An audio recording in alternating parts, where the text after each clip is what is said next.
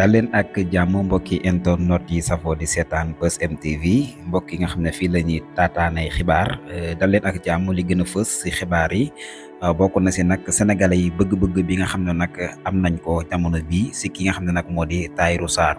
ak kii di Pape Alé Niang journaliste investigation bii nag ñoom seen bëgg-bëgg daal mooy que ne ñu daal di koy dugal RTS mu daal di koy jiite moom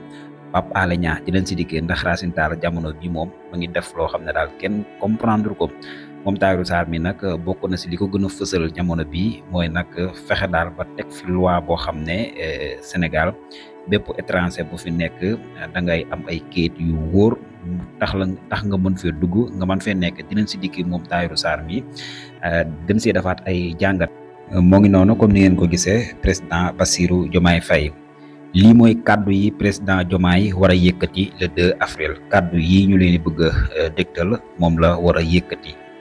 maa ngi waat si kanamu yàlla ak si kanamu sénégalais yi dinaa matal li war président de la république bu Sénégal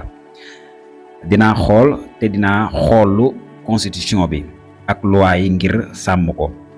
sama jéego yépp dinaa ko def si aar institution yi ak réew mi yépp ak moom gi Sénégal moom boppam duma tayal mukk si boole Afrique gépp muy benn nekk kaddu yi nga xam ne nag dina bokk si kaddu yi président Bassirou Diomaye Faye war a yëkkati le 2 avril nga xam ne nag si lay officiel mu dugg si palais ba daal di jiite réewum Sénégal.